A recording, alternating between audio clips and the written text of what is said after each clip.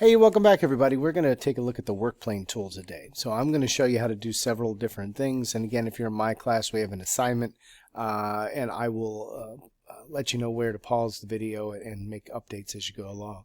But you're back into TinkerCad. Go ahead and hit Create New Design. Hopefully your recent designs page is filling up. But I'm going to hit Create New Design and head into TinkerCad. And then when this comes in, the first thing I'm going to do is this is going to be our assignment 3. So again, if you just type in the first letter, if you've done assignment, project, design, whatever, I'll take any of those. You can just kind of scroll down.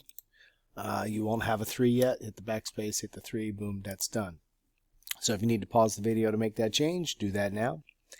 For further practice, again, because practice helps us remember, come down here in the bottom corner and hit Edit Grid. Click the drop down and select inches and hit Update Grid. If you need to pause the video and do that now.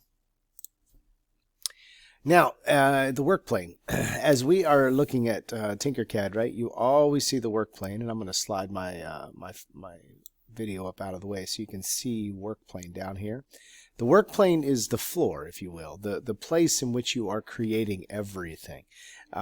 If you were drawing on a piece of paper, that piece of paper would be your Workplane. If you're writing on a tablet somewhere, right, that tablet is your Workplane. If you're painting on a wall, right, the wall is your Workplane. If you're drawing on the sidewalk or something outside, that is your Workplane. Workplanes can be changed, right? I can take a poster board I'm drawing on the wall or on the floor, right, and tape it on a wall. Well, now my Workplane is totally different place, right? I've changed the Workplane. Well, TinkerCad allows you to do that too, because I've seen many of you do this, right? You drag a box over, and then you drag the roof over, and then you figure out how to lift it up, right? You figure out, oh, I can lift it up here, and then I can just slide it on, and I put my roof on. And some of you even go through the whole thing where you're going to align it, right? And you align it up and you're like, yeah, this is great. I've got it lined up. And then when I look, it's like this. There's that gap in between, right?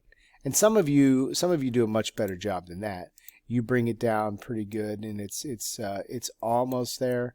But when you get really close, it's either too far down or it's just a little bit. Well, that's the thing. When it comes to 3D printing, that's not going to print, because if anything's hovering in air, that's not a printable Workplane. Has to be something that's on the floor, right?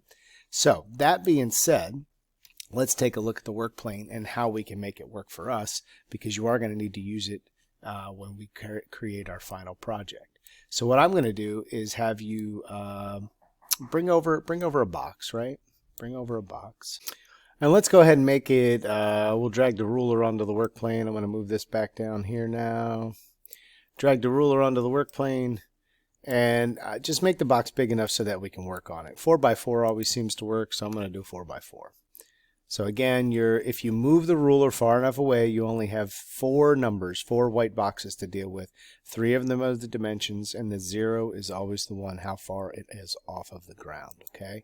And as soon as we raise it off the ground, you'll see it becomes a ray, and it's highlighted in green. These 2 down here are how far it is from the corner, basically. All right, so if I've got a 4x4 box, I'm getting an Amazon package today, right? So I'm just thinking of that. Maybe make it a little bit higher. What we're going to do is we're going to change the Workplane.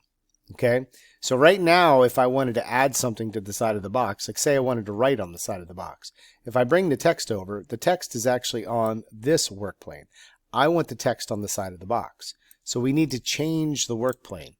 And I'll show you what happens here in a second. So I'm going to come up here next to the ruler, see that Workplane tool, and I can hit my W on the keyboard, and then that actually selects it, right? And then when I move the mouse out, but I don't have to use the keyboard. I'm just saying that's a keyboard shortcut. You click on the Workplane and you drag the Workplane over and put it on the side of the box. And now look, now you see Workplane down here, right? You see Workplane right down here. So the Workplane now is straight up and down. It is vertical. But if you notice, the text didn't change, and if I come grab the text, it's still on the old Workplane. So I'm going to delete that text and grab a new one. And I'm going to put the text on the side of the box. Over here, it pops up once you put it. See where it says text, and it's text. I'm just going to type Amazon. You know, just so I was thinking I've got an Amazon package today, right? Well, let me try that again. There we go. And then click. All right, so now I got myself an Amazon label. Now here's the deal, right? My Amazon word is a little too big for the side of my box, so I can just shrink that down. But again, I also know my box is 4 inches wide, so I'm just going to change it. And again, size doesn't matter to me in terms of how big the word is on the side of the box. I just want it to fit on the side of the box. Now let's go ahead and use the tools that we already learned about. Let's highlight the two here. And again, when you highlight something, you only have to select. Look, see, all I'm doing is a little corner of the box and a little corner of the M. That's enough to select both items. You don't have to put the entire item in that selection box. Let's go ahead and line it up, center it here, and center it here. Now, what I want you to do in terms of my class, in terms of the assignment, I want you to put a word on the side of the box. Put your name, Pepsi, Coke. It doesn't matter to me. Your favorite musical artist. Put the name on the side of the box. Then I want you to center it. And then I want you to change its color, because red on red, I don't know. Let's practice changing its color. I'm going to go with blue. Oops. I had the whole thing highlighted. That's okay. You know what? I want a blue box. And then I want to change the color to red. There we go. That looks even better. Now I'm going to highlight both since I had to deselect it. And since I have it centered, I'm going to go ahead and group it. Because if I don't group it now and I go to change something and put something on another side of the box, it's going to mess up what I just did here. Then I'm going to click on solid, come back down here to multicolor. Now, for the first stage of the assignment, I want you to grab the Workplane, put it on the side of this box, and add a word to the side of the box. Okay? And then I want you to center it, and then I want you to group it together and restore the original colors. So if you need to pause the video or rewind now to do that, that's what I want you to do. Doesn't matter what word it is. Some word, some sort of text, you know, type that in there and do that now. All right, now that you've done that, what we can do is we can drag the Workplane back down to the floor and drop it on the floor and take a look. I've now got Amazon on the side of my box, and if I try to move it, I can't because it's attached. All right, now I want you to add something to the top of the box. So what we're going to do is we're going to grab the Workplane and put it back on the top of the box here. Or not back on, we're going to put it on the top of the box, take it off the floor. So I was looking through the shapes and I found a luggage tag. So sticking with my theme of the box, I'm going to go ahead and drag the luggage tag over and put it on the top of the box. Now the luggage tag is not quite the same, but it looks to me, it reminds me of a packing slip, right? So we're going to put a packing slip on top. And I'm going to leave it right there. Now the packing slip, you know, normally is up here somewhere, you know, right? So there's always a packing slip that has the name or whatever, and then there's, you know, a piece of tape across the package or whatnot. And so I'm going to go ahead and just leave it right there. But the problem is if I try to move this package, right, the packing slip doesn't move with it. So what I'm going to do is I'm going to change the packing slip to white, if I can. Oh, it did let me do that. And then what I'm going to do is select the box and the packing slip. And again, I just have to select two different things. And I'm going to group them together. And I'm going to make sure that the original colors stay, which it was already selected, so it's good. So again, I don't care what you put on the top of the box. Find a shape, attach it to the box, group it together. All right, now that you've done that, go ahead and drop the Workplane back down on the floor. Slide your box out of the way, right? And then I want you to go back to basic shapes, and I want to show you something. Because it's not just square items that we can do this to, it's round items as well, like anything that's rounded. So I'm going to grab a sphere and drop it on here. I'm going to go ahead and resize this to, let's say, 3 by 3 by 3. Just make it big enough so that it is easy for you to attach something to, right? You can use the Workplane tool to attach things to the side of it as well. So I'm going to drag the Workplane over here, and I don't know, I hadn't even really thought about what I wanted to attach to this, but I could attach just something to the side. Like say you were creating a, one of the projects sometimes that I like to create in here is a dog toy, right? So sometimes the dogs have things that they like to chew on. So we could grab a cone, attach it to the side of this, right? And it actually just even looks like a party hat sitting on the side. But if you look at it now, right? It's actually, if I zoom in here, it's attached directly to the side of that. And then once you attach it that way, you also have this little cone up top here that allows you to raise and lower things.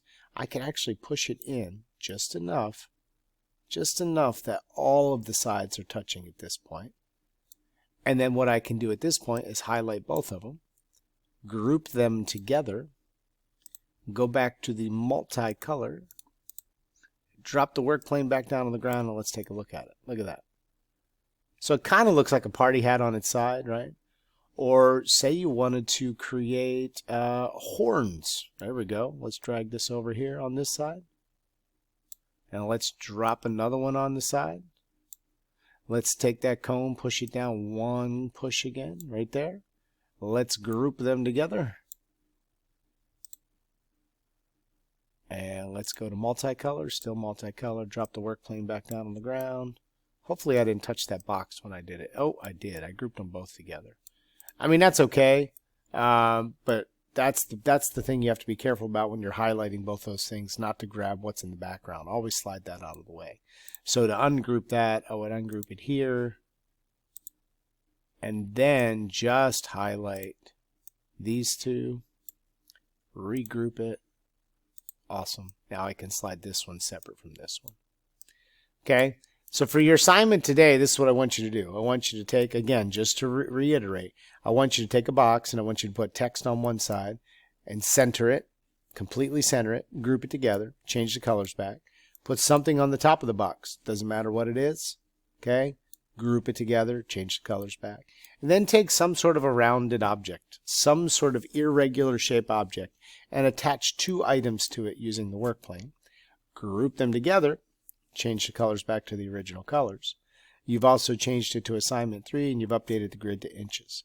When you are done, simply go back to the main page in TinkerCad and I'll take a look at it from our classroom setup. All right, any questions, let me know. I'll see you back here next time.